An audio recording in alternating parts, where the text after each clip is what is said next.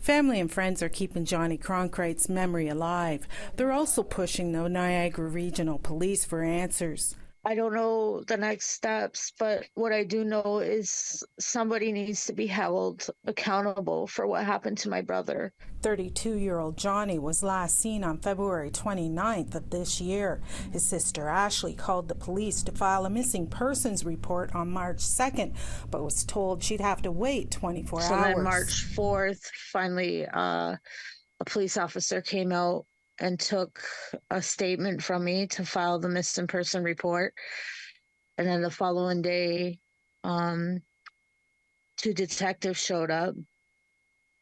By this time, we already had posters made and everything, and we had people out doing ground searches. On March 9th, after Ashley had asked the police to search this place, she and a group of family and supporters came on their own to look for her brother, who had now been missing for 9 days. Johnny used to go to this house because our cousin lived in this house. She says there were 7 people in the house. They swore that her brother wasn't there.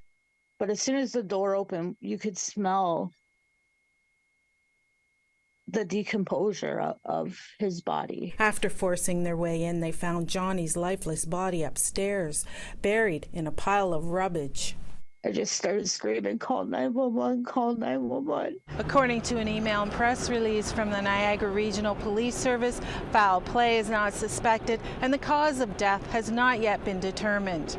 2 people were arrested and charged with indignity to a dead body. One was our cousin, and one was a childhood friend, like someone and her boyfriend. So Samantha Ember and her boyfriend, Mikey Patterson. Sean Vander is the president of the Niagara Regional Native Center. He's been advocating for the family.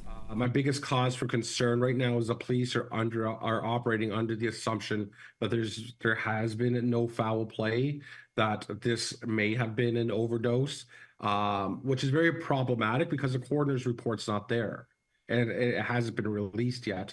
And for them to just assume that this is the case is again very telling of their opinion of Indigenous people. Ashley says a lot of things point to systemic racism. I think the fact that my brother had a past criminal record and involvement with the police, I think that affected the search for him.